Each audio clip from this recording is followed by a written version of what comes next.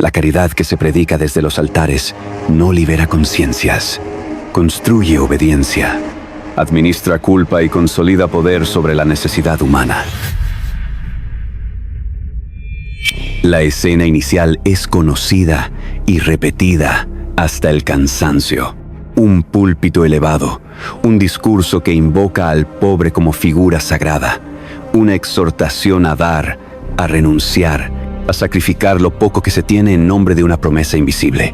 El gesto se presenta como virtud suprema, como el camino directo a la salvación, como el acto que define al creyente auténtico. La caridad aparece así revestida de santidad, convertida en un mandato moral incuestionable. No es una opción ética libre, es una obligación espiritual. No es un acto de justicia, es un requisito de fe.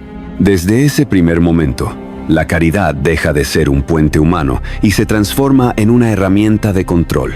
La tensión se instala cuando esa prédica se contrasta con la materialidad del escenario que la sostiene.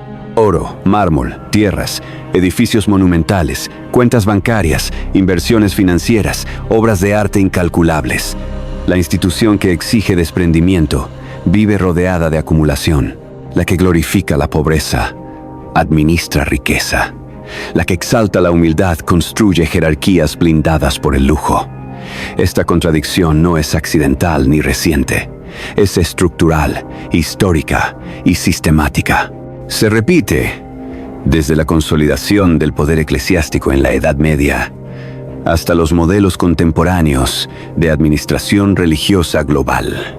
Durante siglos, la caridad ha funcionado como el argumento moral perfecto para justificar la concentración de bienes. Se afirma que la riqueza es necesaria para ayudar a los pobres, que los grandes patrimonios garantizan la continuidad de la ayuda social, que sin opulencia institucional no existiría la asistencia. Bajo ese razonamiento, la desigualdad deja de ser un problema y se convierte en un requisito funcional. El pobre es indispensable porque legitima la existencia del benefactor. Sin miseria no hay caridad. Sin caridad no hay autoridad moral. El sistema se alimenta de aquello que dice combatir. La historia muestra que esta lógica no se limita a gestos simbólicos. La acumulación eclesiástica se construyó mediante donaciones forzadas, diezmos obligatorios, herencias condicionadas por el miedo al castigo eterno, indulgencias vendidas como absolución, apropiación de tierras, exenciones fiscales y alianzas con el poder político. La caridad se convirtió en un circuito cerrado. Los fieles entregan recursos, la institución los administra, una fracción mínima retorna en forma de ayuda visible y el resto se consolida como capital simbólico y material. Cada acto de dar refuerza la jerarquía de quien recibe. Cada moneda donada se transforma en influencia. El discurso insiste en que la Iglesia construyó escuelas, hospitales y refugios. Es cierto que esas obras existen, pero su función no puede analizarse de forma aislada. No se trata solo de lo que se da, sino de cómo y a qué costo. La ayuda se entrega bajo condiciones explícitas o implícitas. Adoctrinamiento, gratitud obligatoria, obediencia moral, aceptación de dogmas.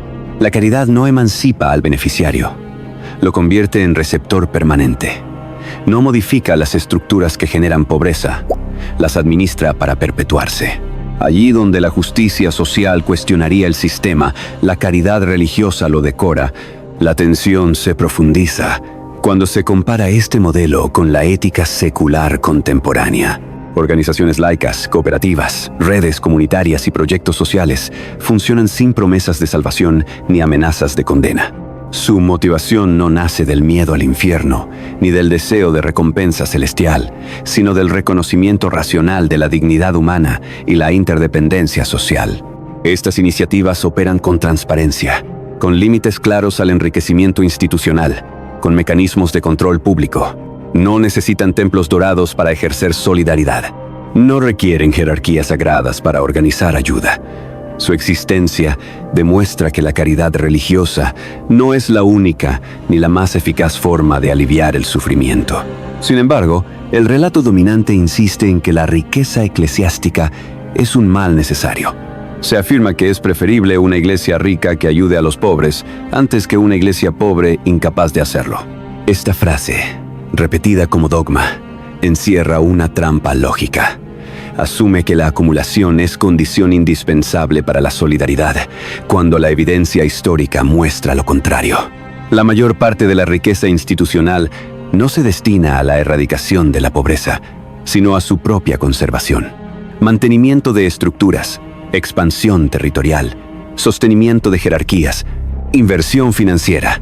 La ayuda social representa una fracción mínima del capital total, pero cumple una función propagandística máxima. La figura de Jesús, presentada como fundamento moral de esta caridad, intensifica la contradicción. Los textos que se citan para exigir desprendimiento son los mismos que condenan la acumulación, critican a los ricos y denuncian la hipocresía religiosa. El mensaje atribuido al Maestro no propone administrar la pobreza, sino eliminar la desigualdad. No invita a construir templos suntuosos, sino a vivir sin ellos. No legitima jerarquías enriquecidas, sino comunidades igualitarias. La distancia entre ese ideal y la práctica institucional no es un error de interpretación. Es una negación activa del mensaje original. La resolución emerge cuando se examinan las consecuencias reales de este modelo caritativo. La pobreza persiste, se reproduce y se normaliza. La caridad no reduce la brecha social, la ritualiza. El pobre aprende a agradecer en lugar de reclamar derechos. El rico aprende a dar limosna en lugar de cuestionar el sistema que lo beneficia. La institución se posiciona como mediadora indispensable entre ambos, acumulando poder simbólico. El resultado no es justicia, es dependencia estructural. Estudios sociológicos y económicos demuestran que las sociedades con mayor inversión en derechos sociales, universales, educación pública, salud estatal, seguridad social presentan menores niveles de desigualdad que aquellas que dependen de la caridad privada o religiosa. La asistencia basada en derechos empodera, la basada en limosna subordina. La primera transforma estructuras, la segunda las conserva. Esta evidencia desmantela el argumento de que la caridad institucional es el camino más eficaz hacia el bienestar colectivo. Además, la concentración de riqueza religiosa plantea un problema ético profundo: la falta de coherencia entre discurso y práctica. Una institución que predica la pobreza mientras retiene tesoros envía un mensaje claro, aunque no lo verbalice: la renuncia es para los otros. La humildad es una virtud exigida, no practicada.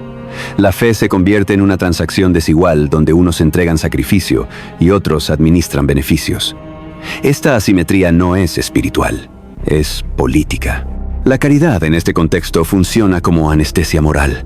Alivia la culpa del donante, calma la conciencia colectiva y evita el cuestionamiento radical. Mientras se reparten migajas, se preserva el banquete.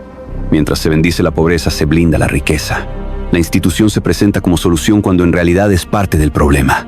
No porque ayude, sino porque ayuda de una forma que garantiza su propia supervivencia. La acumulación no es un efecto secundario de la caridad religiosa, es su núcleo operativo. Cada donación fortalece la estructura que decide cómo, cuándo y a quién ayudar. Cada acto de dar refuerza la narrativa de que sin esa mediación el mundo sería más injusto. Se crea así un monopolio moral de la solidaridad. Cualquier crítica es presentada como ataque a los pobres, cuando en realidad apunta a la incoherencia del sistema. El análisis histórico confirma que, cuando las instituciones religiosas han enfrentado crisis de legitimidad, han intensificado su discurso caritativo, no como acto de conversión ética, sino como estrategia de reputación. La caridad se convierte en escudo. Quien cuestiona la acumulación es acusado de ingratitud. Quien señala la contradicción es tildado de enemigo de la fe. El debate se silencia mediante la emoción. La verdadera solidaridad, en cambio, no necesita intermediarios sagrados. No requiere altares ni promesas trascendentes. Se fundamenta en la igualdad, no en la compasión vertical. Reconoce al otro como sujeto de derechos, no como objeto de ayuda. Esta solidaridad no se exhibe, se integra a las estructuras sociales. No acumula poder, lo distribuye. No perpetúa dependencia, fomenta autonomía. El llamado final no es a destruir la fe individual, ni a negar el valor del altruismo. Es a desenmascarar una lógica que ha utilizado la caridad como instrumento de dominación. La pregunta no es si la Iglesia ha ayudado, sino a qué costo y con qué finalidad. La riqueza institucional no es neutral. Moldea conciencias, define jerarquías y condiciona discursos. Mientras exista una caridad que necesita pobres para justificar su existencia, la liberación seguirá siendo una promesa aplazada. La fe que se sostiene sobre la desigualdad no redime, administra. La caridad que se financia con acumulación no libera, controla. La historia lo demuestra con una claridad incómoda. Allí donde la ayuda se convierte en negocio moral, la ética se degrada. Allí donde el sufrimiento se usa como legitimación, la espiritualidad se vacía de sentido. Ahora el cuestionamiento es inevitable y directo. ¿Puede considerarse sagrada una institución que bendice la pobreza mientras conserva tesoros? ¿Es auténtica una caridad que necesita desigualdad para perpetuarse? ¿Qué diferencia existe entre ayudar por justicia y ayudar por control? La respuesta no está en aceptar discursos heredados, sino en analizarlos sin miedo. Dar tu opinión no es un acto de rebeldía vacía, es un ejercicio de conciencia. Cuestionar no destruye la verdad, la fortalece. ¿Qué tipo de solidaridad crees que transforma realmente el mundo? ¿La que se exhibe desde el poder o la que se construye desde la igualdad?